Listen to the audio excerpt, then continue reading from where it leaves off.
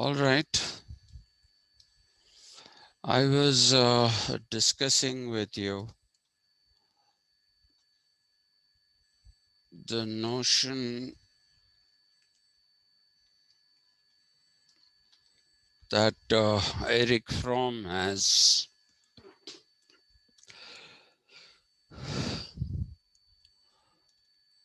Eric Fromm believes that the idea of a contract is not new. I told you it was used, he says, it was used uh, by Moses in his dealings with the chosen Jews who were to be taken to Judea,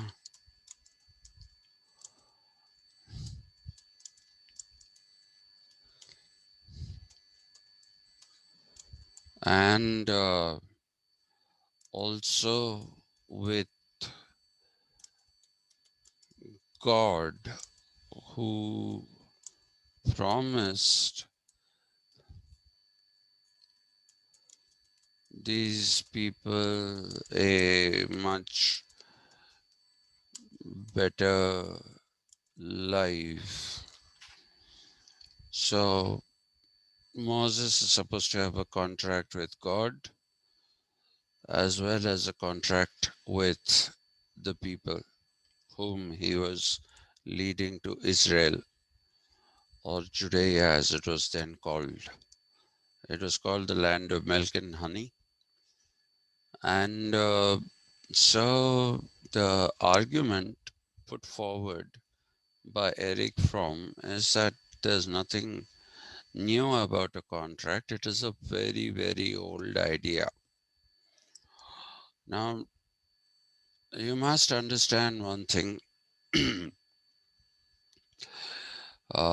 Most of Fromm's writings were in German, and I specifically do not know uh, what is the word that he used there in German to claim that this was there, the idea of a contract was already there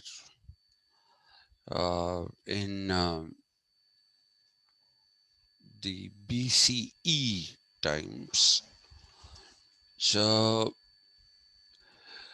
but whatever it is, even if we give him that bit of doubt, I still would believe that German is a more versatile language than English. And if English offers you alternatives to the idea of contract, uh, then definitely German will also be in a position to do so.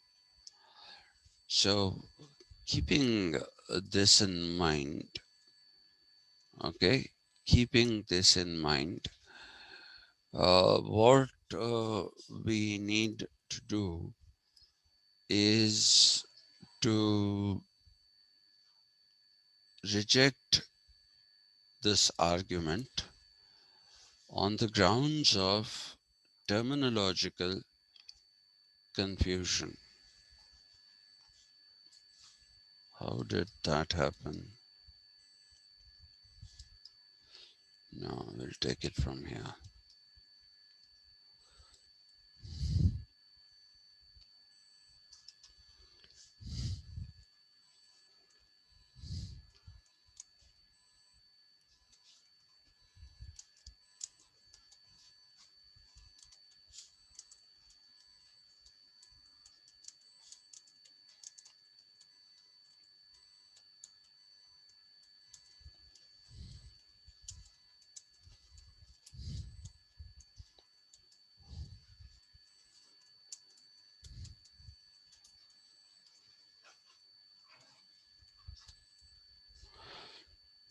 What Moses is doing is confusing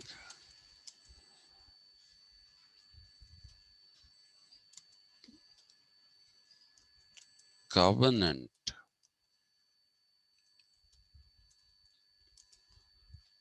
which is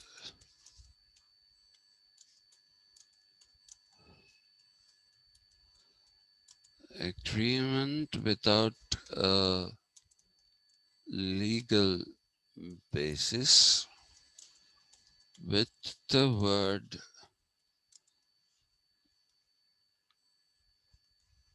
contract, which has a legal basis.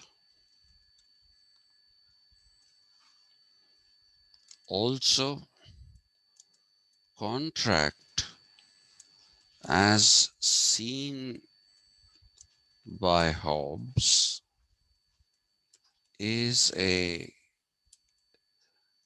capitalist contract. It is not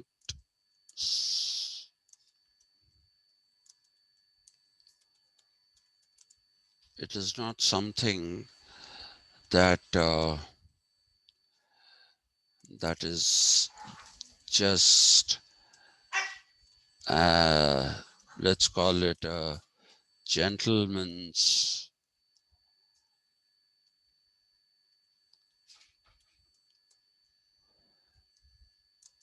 agreement or a word of honor.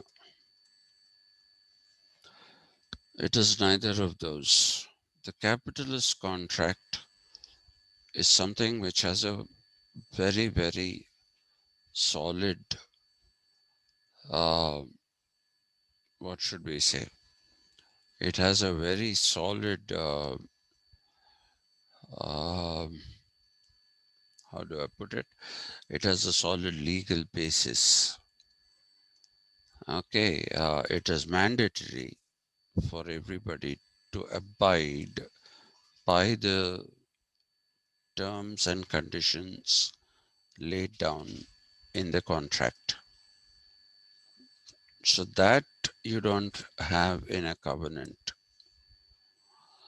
Okay, and you should also remember that the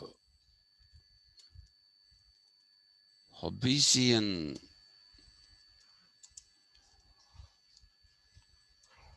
contract is based in individualism, while the instances cited by from are not based in individualism.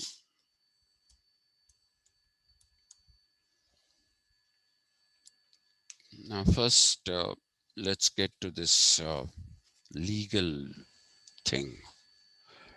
If you say that the contract is based in legality, okay, if we say that, for example, uh, then the thing that we are saying is that it is a mechanism of the market.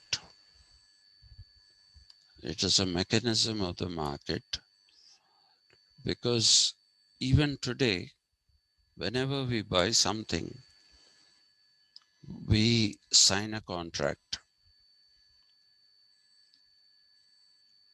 A simple example of this is the warranty that the manufacturer gives guarantee or warranty. They both mean the same. Some people will tell you they are different. That is not true. Okay, guarantee and warranty, they both mean the same. So you're given a guarantee or a warranty that if due to some manufacturing defect, uh, a particular product does not work the way in which it is supposed to work, okay, does not work the way in which it is supposed to work, then it is the responsibility of the manufacturer of the product to either rectify the defect, and if the defect is something which is beyond rectification, then you'll have to replace the device which you have bought. And if somebody refuses to do that, if a manufacturer says, no, I won't do it, this is not a manufacturing defect, and you have enough evidence to show that this is a manufacturing defect, then you can easily go to a court of law. You can easily go to a court of law and consumer court, that is, okay, and you can file a complaint against the manufacturer for not honoring the contract.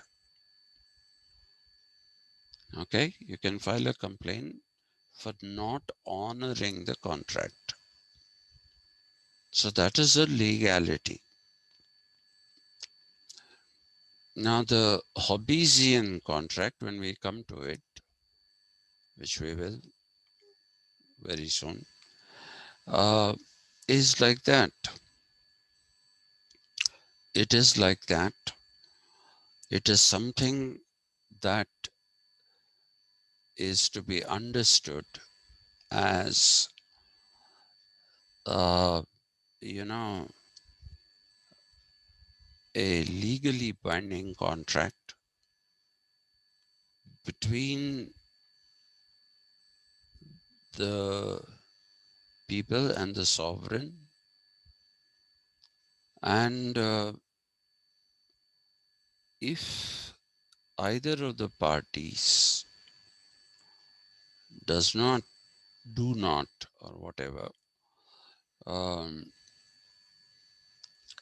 do not fulfill the terms of the contract, then the contract becomes null and void.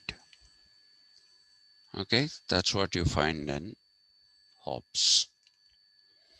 The second thing, whereas a covenant, if you're talking about a covenant is actually archaic now. Nobody uses the word, but I have used it because Eric Fromm uses things from a period where the archaic word was in prevalence.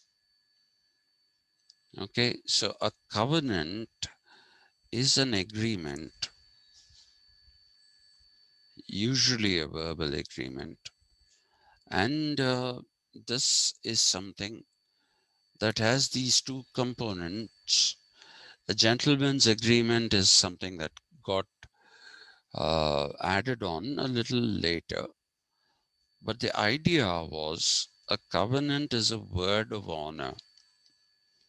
It's a word of honor in the sense that if I say, listen, if Akshay tomorrow writes a wonderful piece of paper, and not wonderful piece of a wonderful paper on something, And I tell Akshay, can you please email me your uh, paper, and just in case you're afraid that I'll steal your ideas, or that I'll steal the paper itself and publish it somewhere as mine. Such things are known to happen, by the way. Uh, I'll say, you have my word of honor that I shall do neither of these things. And material, if I use some material or idea from your paper, then I'll make it a point to put a footnote and credit you with that particular idea. That is what one will say. That is a word of honor, which is, if you're a man of honor, there is a equivalent of that in Hindi, which is slightly longer, but it more or less means the same thing, which is pran jaye lekin vachan na jaye. Vachan is word. If I give you my word, in order to keep up my word, I am even willing to let go of my life. I'm willing to die to keep the word. So that is a covenant. That is a covenant. So what had happened in with Moses, both with the chosen Jews and with God, were covenants. Like I told you the other day, he also cites, he meaning Eric Fromm, he also cites Moses ben uh, Maimon, who's more popularly known as uh, Maimonides. At one time, he was called Moses Maimonides, but for some strange reason, they dropped Moses and he just became Maimonides, which is some kind of Greekification. I don't know if such a word exists. It is a Greekification of a Hebrew name, Maimonides. Now, Maimonides also has covenants. I don't want to go into that and waste your time. It doesn't add anything to what I'm saying. If it did, I would have. So, therefore, one has to say that Eric Fromm is making a very, very fundamental mistake, an extremely fundamental mistake, when he's trying to tell you that, you know, the idea of a contract, there's nothing new about it, and that it was there right from the time of Moses right up to the time of Maimonides.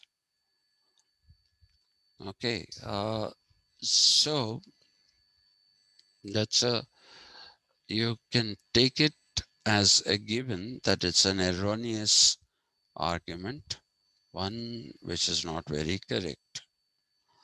Now, the other thing that you have to understand is that I told you, if you compare the European ancient civilization or the medieval civilization, both the ancient and the medieval civilization, with the Indian ancient civilization, you will find that there is a fundamental difference between the two. And what is this fundamental difference? The fundamental difference is that in the case of the Europeans, they did not ever enjoy anything called individual autonomy. Okay, the individual did not have an autonomy ever till the modern period, that is.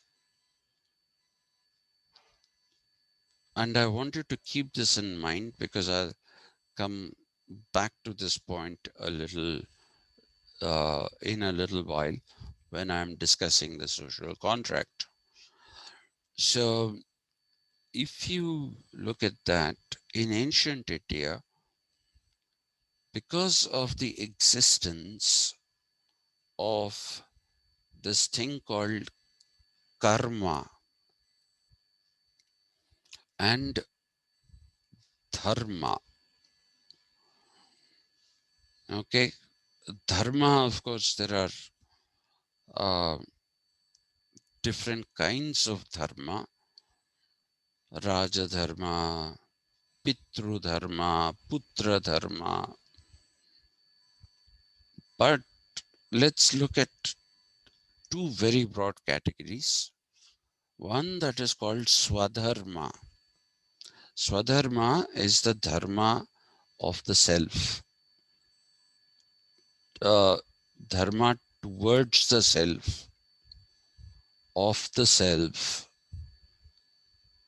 That's what Swadharma is. And then there is Paradharma.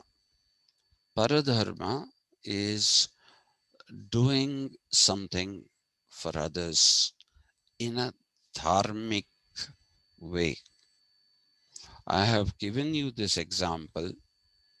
Mendicants, who are commonly called beggars, um,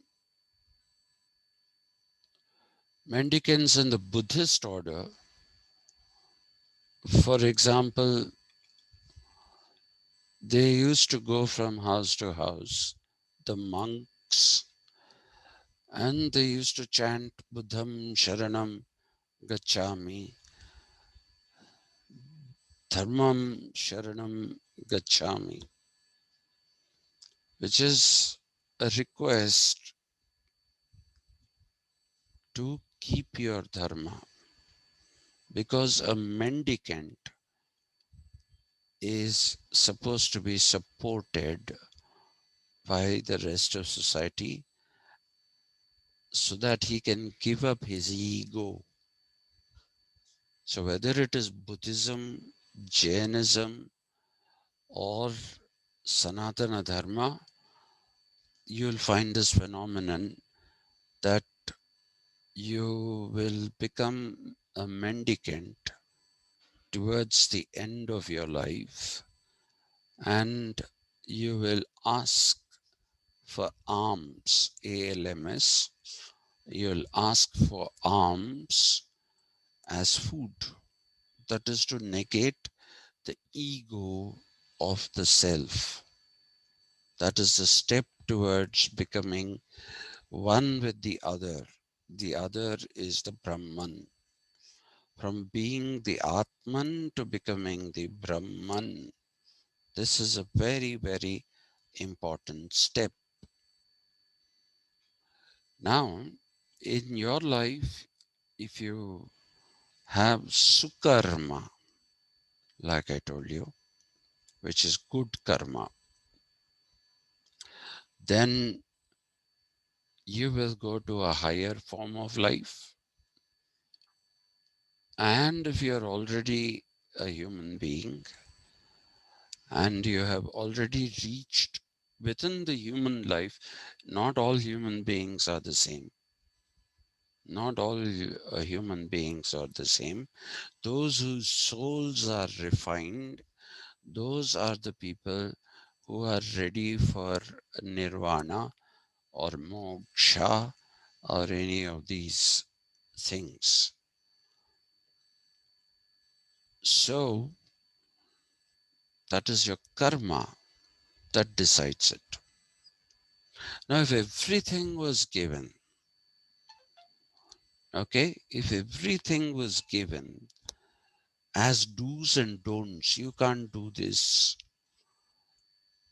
you can do this, which is say what the Ten Commandments are. Since Moses has been invoked, what are the Ten Commandments? They are nothing but do's and don'ts. Okay, so we don't have that kind of a thing here. We have to look for a soul to continue refining itself. A soul, right from its lowest birth to its highest, it has to continue to refine itself. And in refining, it keeps rising up. It keeps rising up. So, karma is individual autonomy. Why is it individual autonomy? It is individual autonomy because of the fact that it is a result.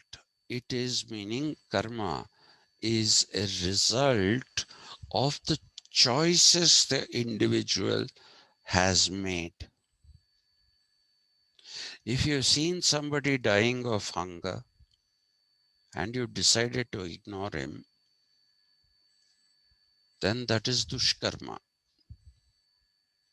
If you see somebody dying of thirst and you don't give water, that is again dushkarma.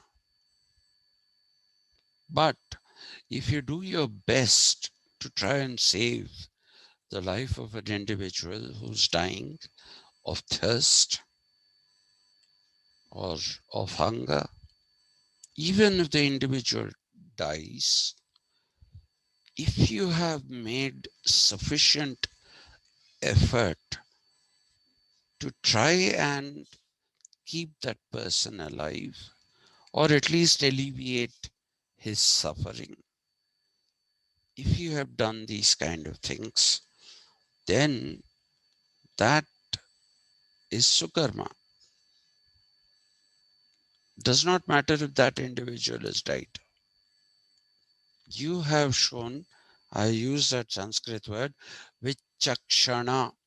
Vichakshana is something that is actually the full form of that is vichakshana jnana, which is you have the ability, you have the knowledge to distinguish between what you should do and what you should not do in different circumstances.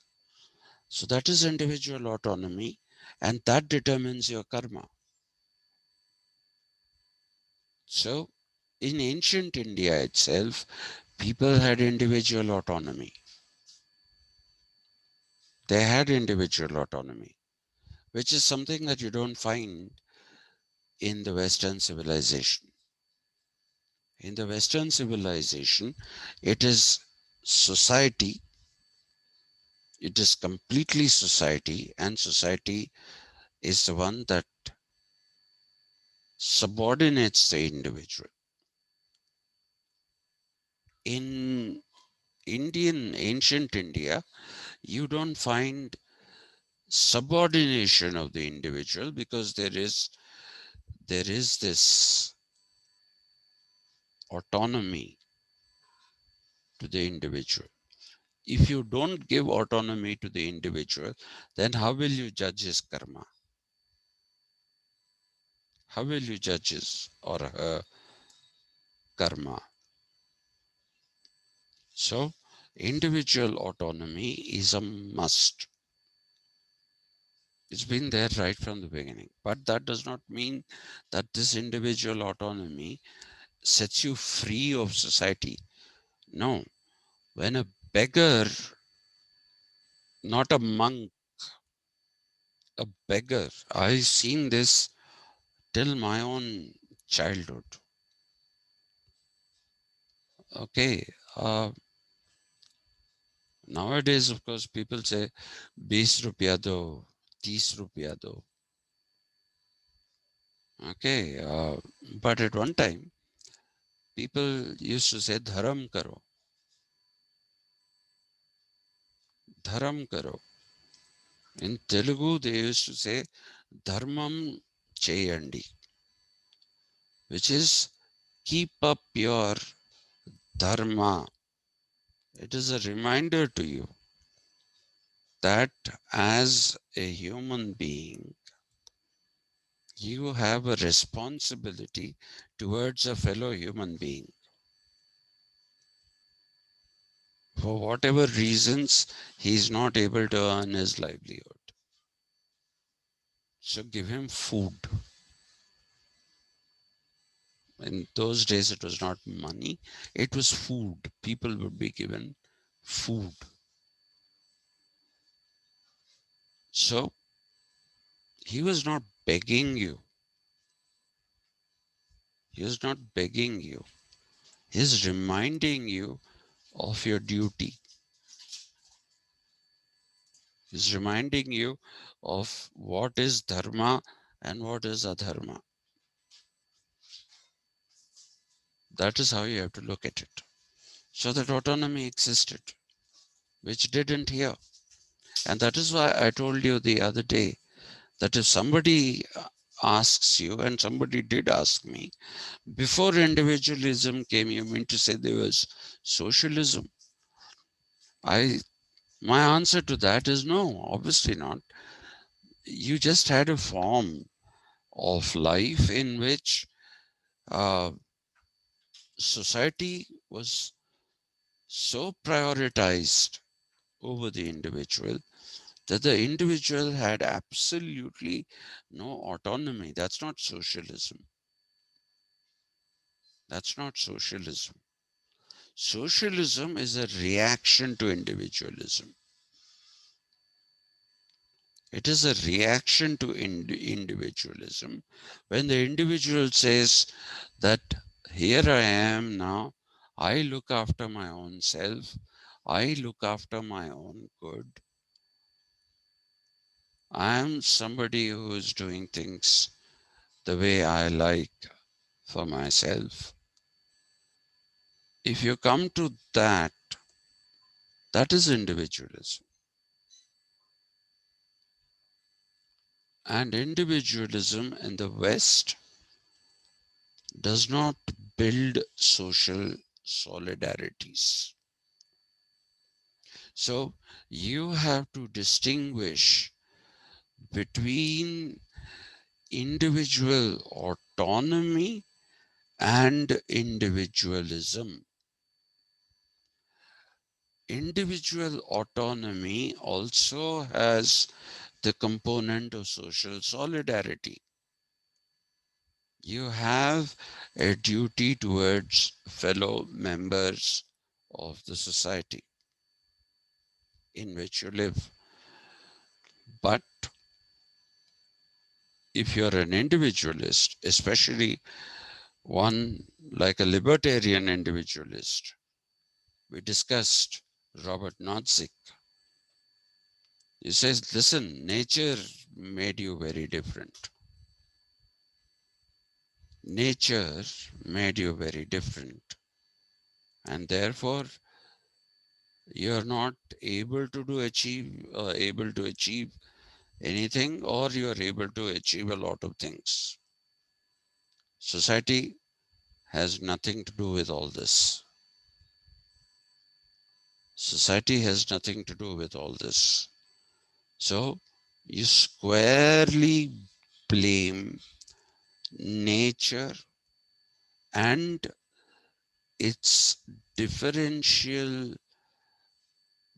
its bestowing uh, people with differential abilities that is held as the responsibility for inequality. And here there is no individual autonomy, but it is just pure individualism. Pure individualism. I mean, in America, you have to leave the house when you're 17. That's when you go to a university, start living in a dorm, as they call it, dormitory. And then from there, you either pursue higher studies and continue to live in a dorm, or you will get employed and go where the employment takes you. So after 17, you're out of your parents' family. You're out of it. And when time passes, you marry somebody of your choice. You start your own family. That becomes your family. Not your father, not your mother. They are not your immediate family anymore. They are not. And that's not only true of, it's not only true of the USA, it is true of Europe as well. European society is also like that. I think I told you this when my wife was working in Google. Um,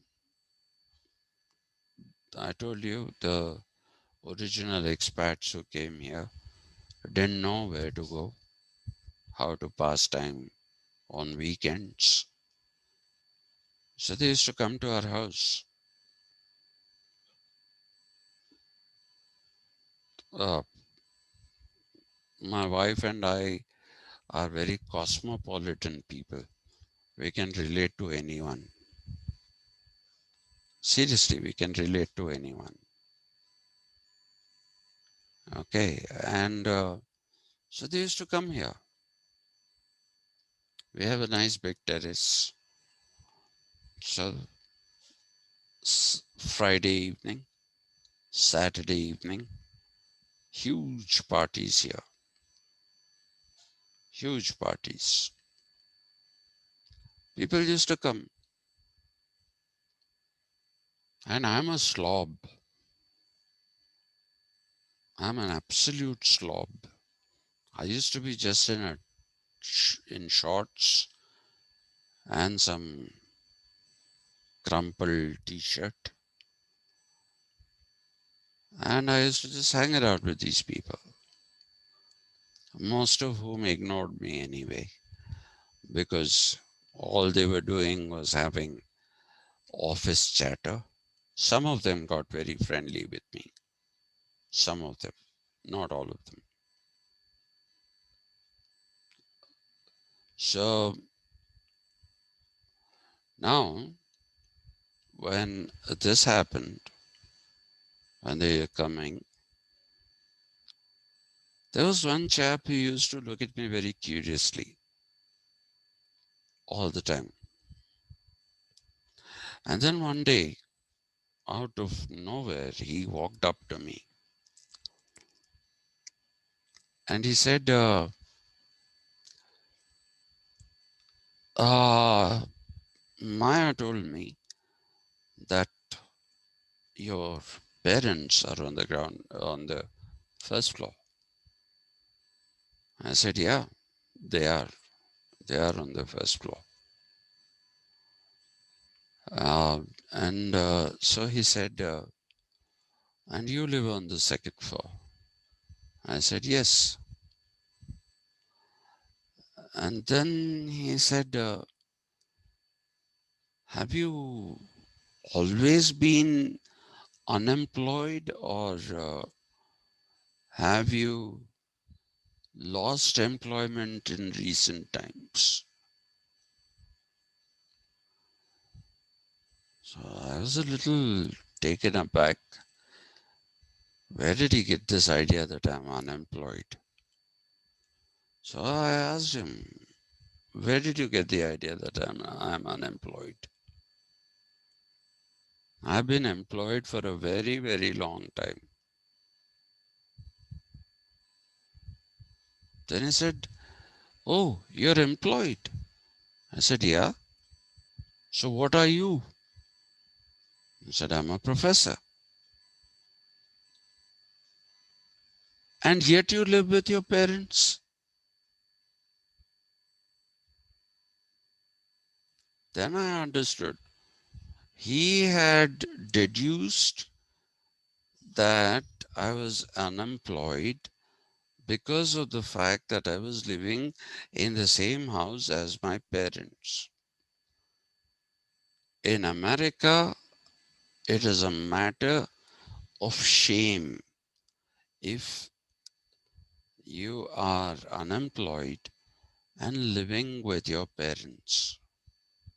You know what they do? Every house in America has a basement, and people send the child, whoever it is, girl or boy, who is unemployed and still depending on the parents, they send them into a cellar. All the houses in America have cellars where they keep a lot of stuff. So, along with all that stuff, even you are sent down. And if your parents are hosting somebody for dinner or for a few drinks and dinner, then they don't even call you up to participate in that particular dinner or party. That is how America is. So no wonder this fellow basically thought that I was unemployed because I was living in the same house as my parents. So I had to sit him down and tell him, you have to understand there is a thing called a family. And for us, don't, old families don't end at 17. And new families start at whatever age you get married. And we don't live like solitary individuals in the interregnum between leaving the old family and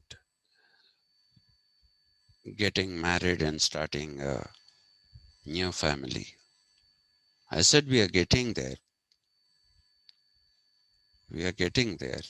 Please come back after some 20 years. It'll be like that here also. It is becoming like that. It's really becoming like that. I stayed here for the sake of my parents, but my responsibilities multiplied because the others, my cousins and everyone, they left their parents and went. They went off to the States.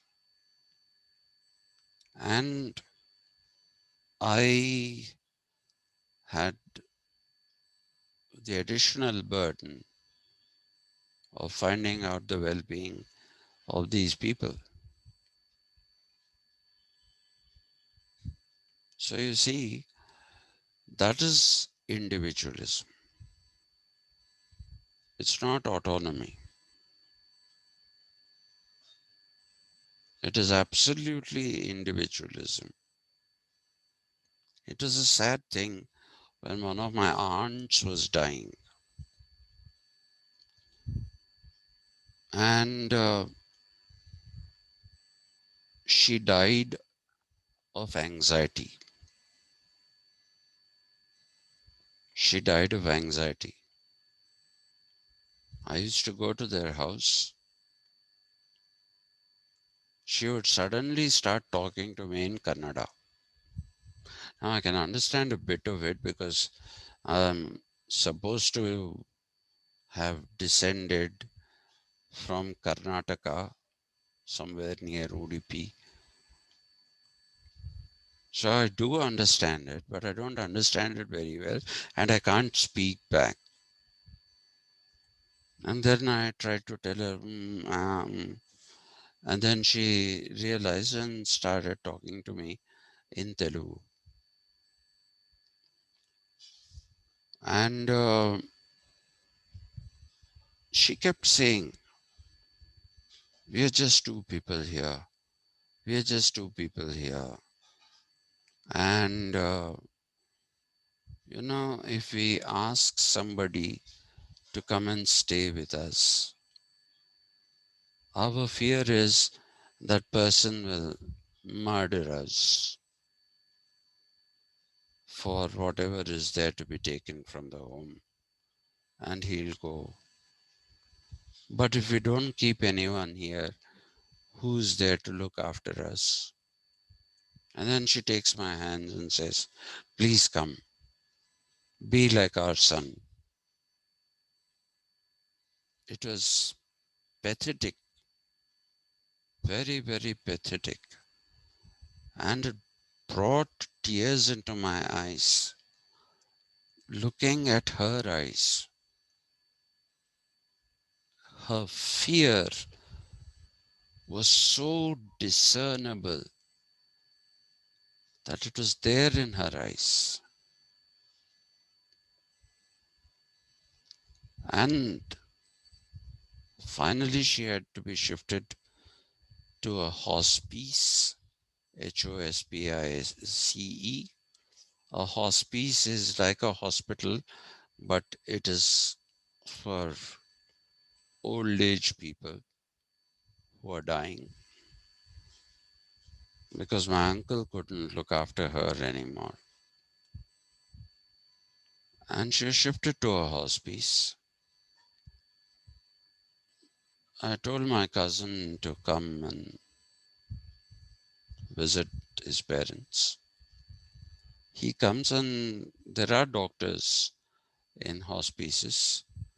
And the doctor there said, "Listen, she doesn't have much time to live." And this guy says, "Okay, I don't have time to stay in India. Uh, my job is rather pressing. And so I'm going back. Uh, if you think she's dying, just let me know 3 days in advance and I'll come here."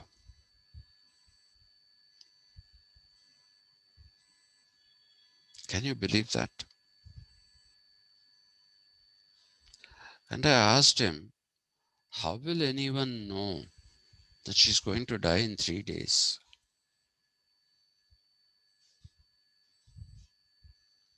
I asked him that. How will anyone know she's going to die in 3 days or in 2 days?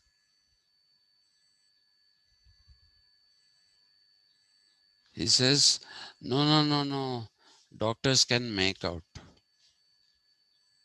And he pushed off. The sad thing is she died the very next day.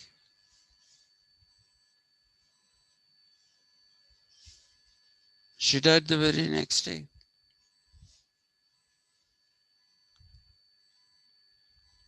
So that is individualism. Lack of taking responsibility. Whereas, a similar thing again happened with my mother's brother. He has a son. These days, anybody who can write a code with an algorithm can go to the US. He went off to the US. He doesn't come. My uncle had many, many problems, very serious problems. And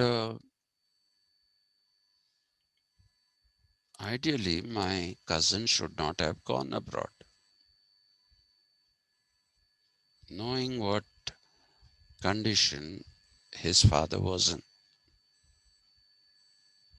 But he went. My uncle kept entreating this chap and saying, "Why don't you look for a job here? You had a job here. Why did you leave and go?" And my uncle was so concerned what will happen to my aunt if he dies.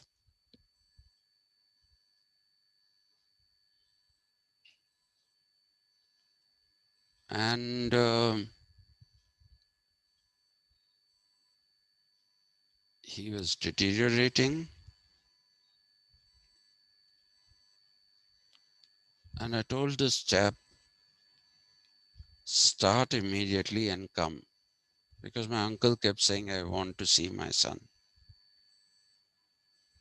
I said, "You start and come." And this fellow says, "No, actually, there is a contract that we have taken and we have to execute it. So I can't come immediately. I'll come once that is over." I couldn't tell him, what if your father dies in the meanwhile? In the meanwhile, the father died. The father died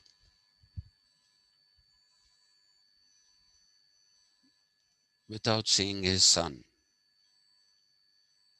Even the last day in the hospital, when I spoke to him, he said, "Isn't my son coming?"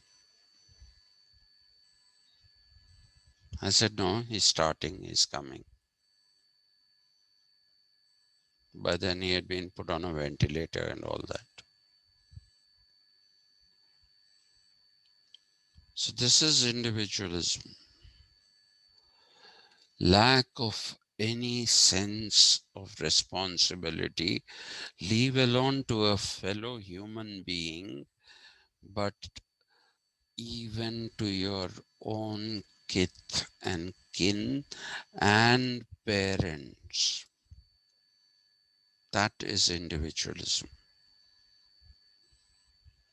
A lot of these Western writers talk about individualism as individual autonomy. That is not the correct word. It's not the correct phrase. I'm sorry. That's two words, individual and autonomy. Individualism is individual autonomy. No, it is individual minus all responsibilities. That's what individualism is. So please remember that difference. Please remember that difference between individual autonomy.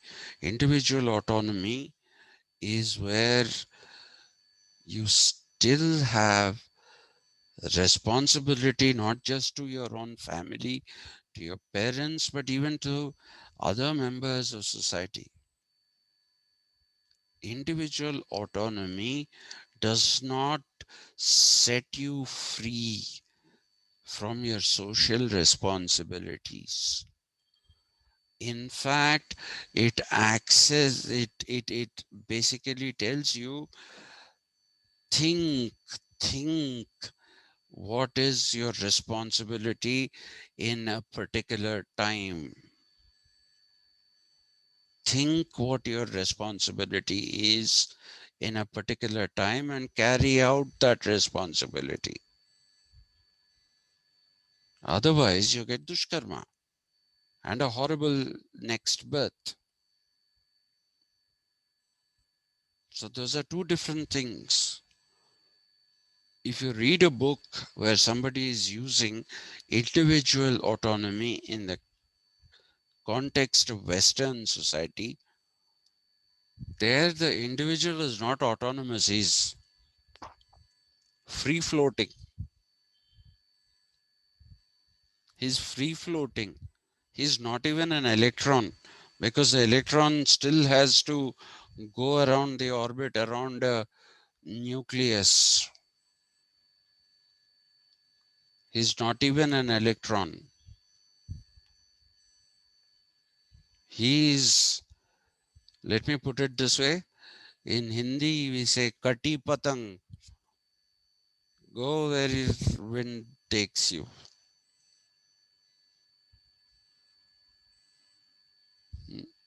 When we were kids, on the last day of Sankranti, after we finished, and in the late evening, when it was getting dark, we used to fly our kite, and fully the entire thread you have, sometimes we wouldn't even see the kite, we just knew it was flying from the tension in the thread, and then snip it and let it fly away.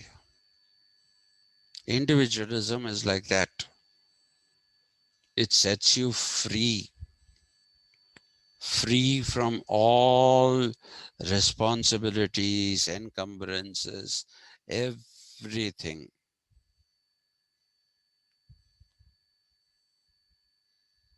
It almost dissolves society. And Marx is very right when he says that in an individualist society, the only way people are connected to each other are through an exchange mechanism,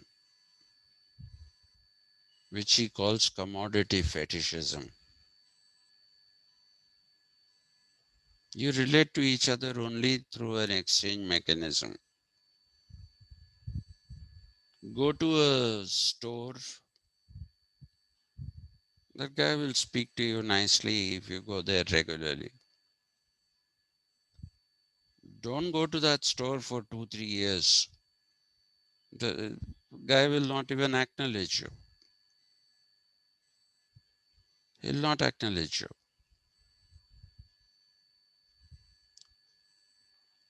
right? Why should he?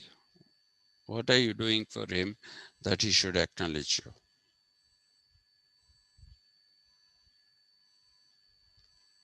So basically, even this relationship, how many of you are there? 6 of you are there. I'm impressed. That's a lot of people. Hmm. Tell Yasmin today there were 16 people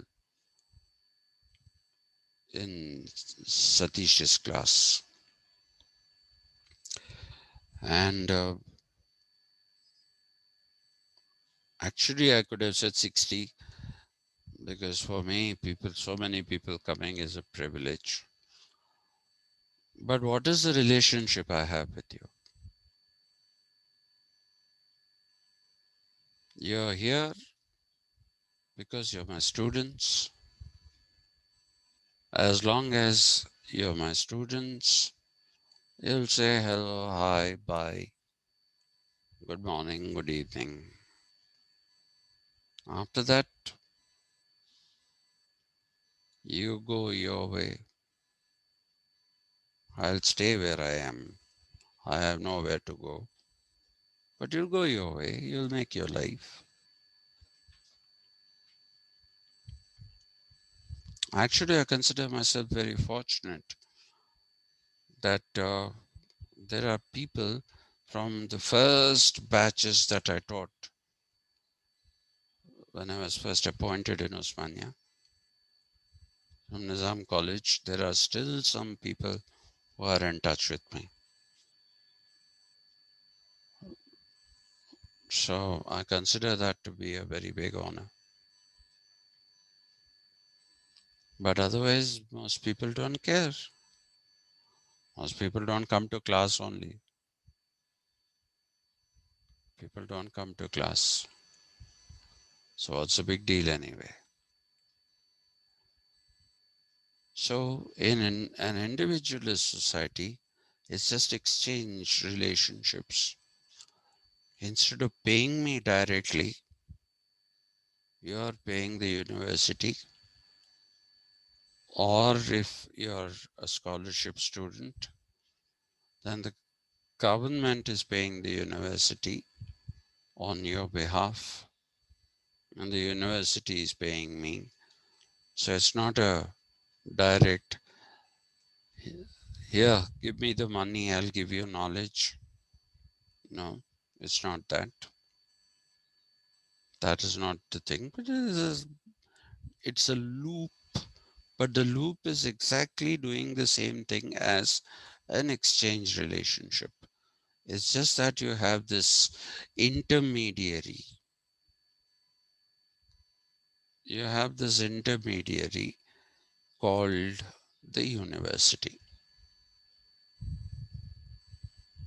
But otherwise, what is this? It's an exchange relationship. You know, when I started that institute on my grandfather's name, some fellow from Just Dial came and he said, no, advertise it. I said, okay, let's advertise and see. So I started getting messages and I write back saying that they ask for fees. And I said, there's no fees. It's free of cost. And immediately nobody replies. And some people call to know why I am offering free classes. One man ate my brain for half an hour. Why are you offering these free classes? Something must be there in it for you. I said, what will I get from free classes? No, somebody must be funding you. You're saying free classes, but I think some government agency is funding you. I said, if a government agency is funding, it will insist that I say upfront that this is something that is funded by a government agency. I cannot just keep quiet and not say anything about it. He said, no, then why are you doing it? I said, because I want to do it. I want to do it as a service to people from rural areas where they don't have access to good education, where they don't have access to good English education. So I'm trying to do this as a part of my individual responsibility because I get paid by the government, which is taxpayers' money. It's a different thing that I also pay tax. So half my money I pay myself, or little less than half maybe. I pay myself because I'm paying so much tax. I pay 7 lakhs tax every year. But I am a taxpayers. I mean, I'm taking money from taxpayers. So that's why I'm doing it as my responsibility. I have the free time. Instead of sitting and whiling away doing nothing or doing some stupid things, I'm offering this. He wasn't satisfied. He says, somehow I think there is a deeper agenda. I said, please, if you don't mind, I don't want to continue this conversation. I don't want to continue this conversation. Now, next thing you're going to tell me I'm an ISI agent. I'm a terror module from Pakistan sitting and sending information about your children. I said, leave me alone. I have had 2, 3 calls like this. Why are you doing it free of cost?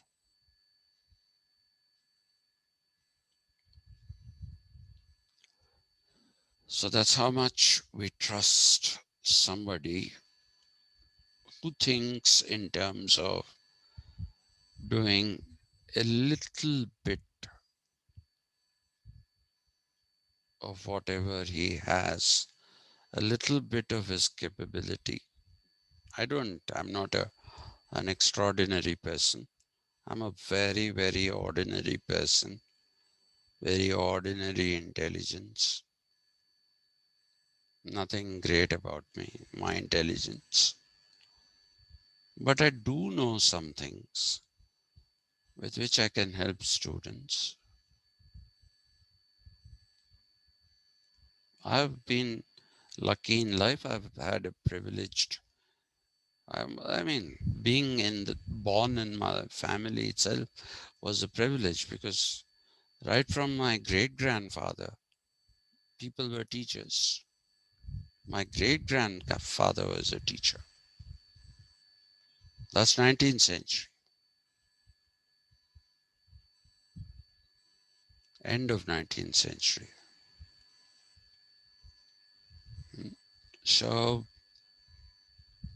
that is the biggest privilege because education is the greatest form of empowerment. And I've been very fortunate with education. I've been born into a family of educators. My mother was a teacher. She was my first teacher in life.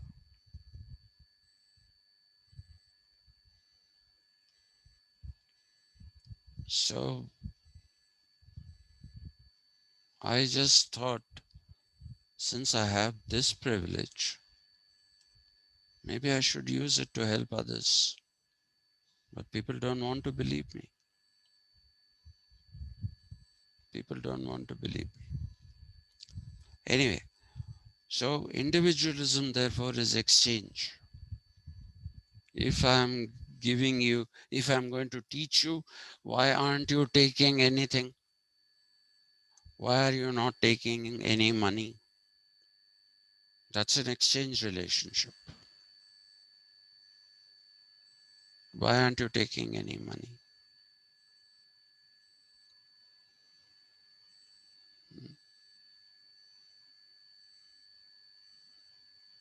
So, individualism, please remember, is different from individual autonomy And wherever you read in the context of Western civilization, if you read about individual autonomy, that is not the appropriate phrase. It should be individualism. Individualism absolutely sets the individual free. That is what you have to remember.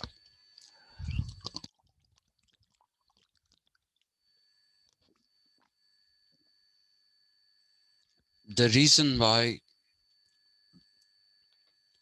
I have told you all what Akshay Puneet, Rekha Roy, Aishwarya, all of you think, why is he telling us these cock and bull stories?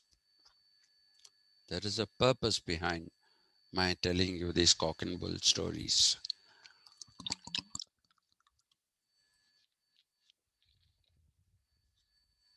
The purpose is, first and foremost, to tell you to be very careful with the usage of words. Please don't use individual autonomy in the case of the West. In the case of ancient India, not modern India, you can use individual autonomy.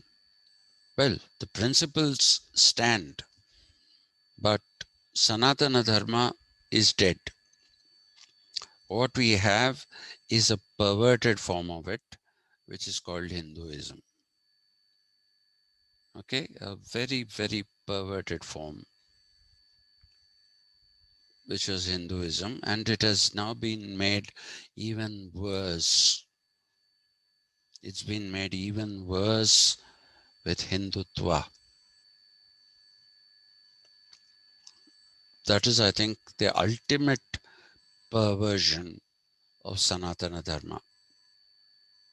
Hindutva, you can't go below that anymore. That is, you've hit, to use the resolutive compositive method, you have hit the rock bottom simple. Hindutva is not something that can get worse. It's already the worst. Akshay Puneet, who's a Modi Bhakt, is seething with anger. I am not, sir. I am against Modi. I thought you were a Modi Bhakt. No, sir. Nah, I'm just joking, Akshay. You're an Amit Shah Bhakt, huh? No, sir. Amit Shah Bhakt. Hmm. I am Anyway, not an back of anyone. my problem is I came to know Amit Shah and I are of the same age. And since then, there is this diabolical thought going around in my head: who looks younger? He looks younger or I look younger? As if it matters, but it's been going on. You, sir. Huh? You. You look I, younger. I look younger? Nah, I don't know. I don't think so. I look like an old man. Hmm. Anyway, so that is the first thing, to establish that individual autonomy and individualism are two different things. The second reason why I want to do this is to establish this thing called exchange relationships. That is why I went so deep into it. To, to establish the idea of what an exchange relationship is. Because modern capitalist society is based entirely in exchange relationships. It is not something that is based in anything else. purely exchange relationships. Much to my chagrin, I used to think that the friends that I made, the friends that I made while I was a kid in school, and I used to go to the YMCA. There was a club called the High School YMCA, or the High Y as it was called. Uh, I have friends from school, from High Y. And I used to think those were innocent days. We didn't become friends because we looked at how we would prosper from each other, which is what exchange relationships are. You look at how do you prosper from each other. Okay, so uh, unfortunately for me, I mean, I thought those will be like that only because all these were formed, all these friendships were formed in the age of innocence, in the age when we hardly knew whose caste was what. We knew there was a thing called religion, but we didn't know anything about it apart from the fact, yeah, this man is a Muslim, this man is a Christian, I'm a Hindu, that's it. There ends the matter. We're friends. We're all friends. In the lunch interval, we played kabaddi together. Sometimes we were so crazy that we would go early to play kabaddi. And then in the evening, 3 days a week, play cricket. And 3 days a week, play basketball.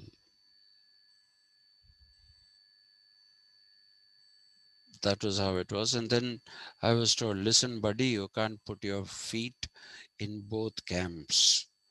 You can't play both cricket and basketball. This 3 day week is not working out. 6 days you have to play one sport only. So I chose cricket. And after that, I chose table tennis. That's a different thing. But it was all basically innocence. And I thought these friendship will be that. And so when WhatsApp groups, sorry, started forming, I was very happy. I was very happy, first and foremost, people that I had lost touch with, sorry, completely. Those people, and a lot of other people who basically were no longer on the scene have come back into my life. And I thought it's a great thing. And what do I see? Now I see people writing surnames with their caste, and which was never done before while we were kids.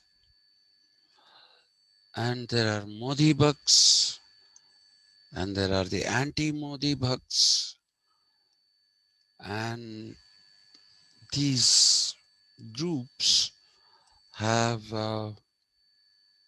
become grounds for subtle warfare. They have become grounds for subtle warfare. So I thought a friendship, which is formed in innocence, will not let this happen. Okay, then I thought maybe this is because we lost touch in the middle, many of us. We lost touch, and therefore we are. Maybe this has happened. But one friend of mine with whom I've been in touch throughout and whom I considered to be family, his younger brothers used to call me Anna. His mother is like a mother to me. This chap has become unbearable.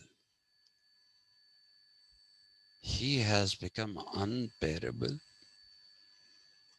For a long time, I just said, let it be, let it be. Remember the old days, not all this. But I just found it difficult.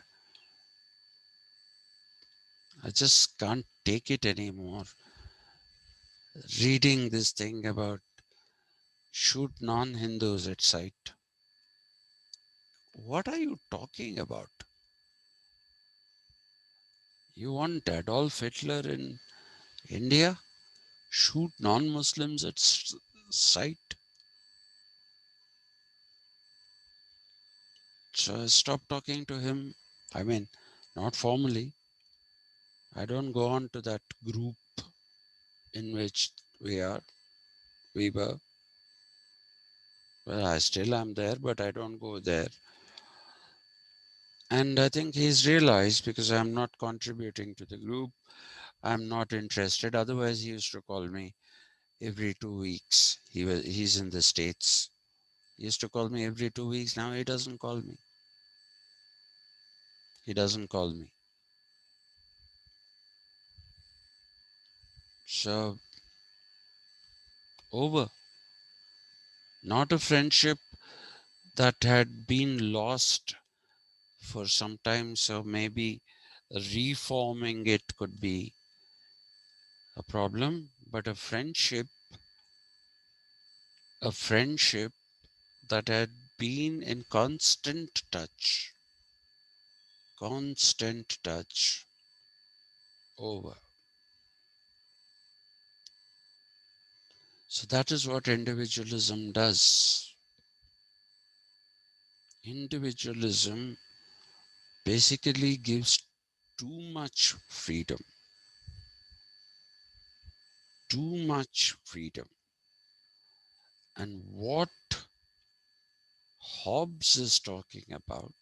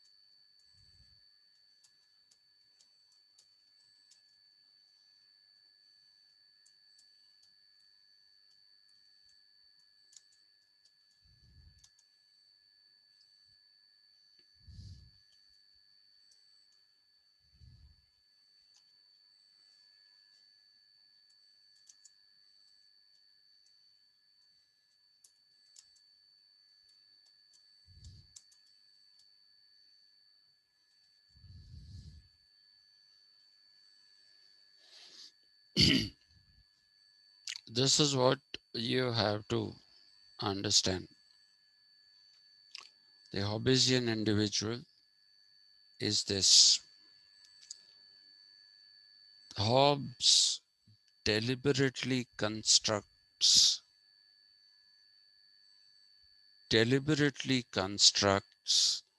the state of nature as he does.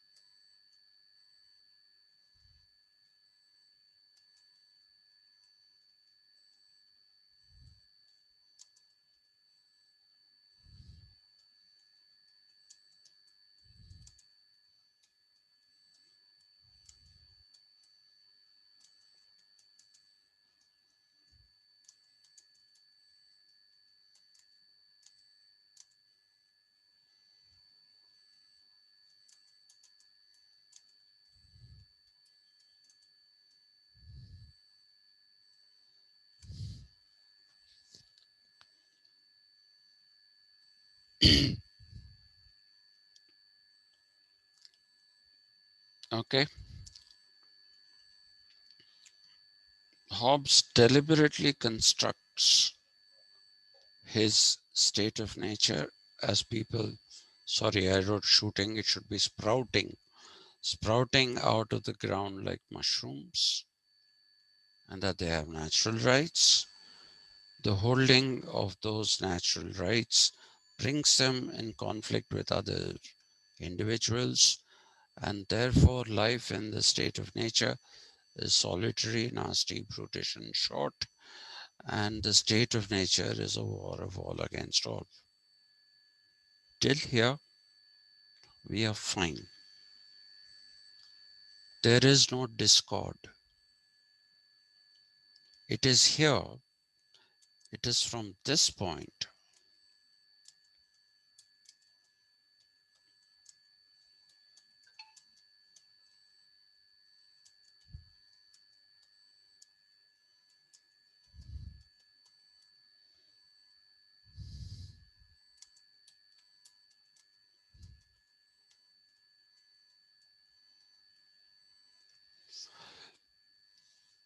now. Forget Gettel, forget um, Leo Strauss, forget George Sabine. You will have to look at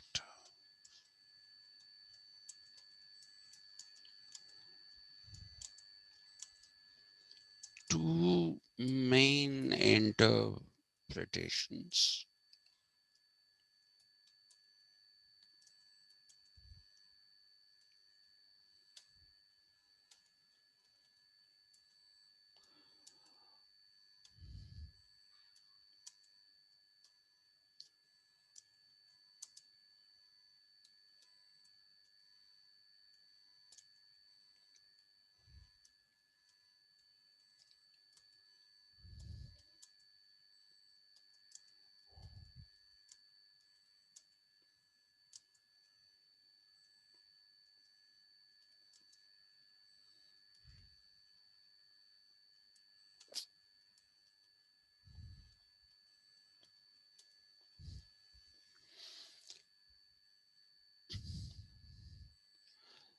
I don't know if you've seen, I put a class for the evening, and I told you it'll be continuing the Western political thought class. So I hope you people turn up in the evening, Yes, sir. and I will contrast the interpretations of Michael Oakeshott and C.B. Macpherson. There are a lot of other people, Fred Dolmeyer, all kinds of people have written all kinds of things about Hobbes. But these are what I consider two seminal interpretations, absolutely seminal interpretations, which have to be understood. And the difficult part may be that we have to make a choice between the interpretation of Oakeshott and the interpretation. Oh my God, what is the spelling of Macpherson?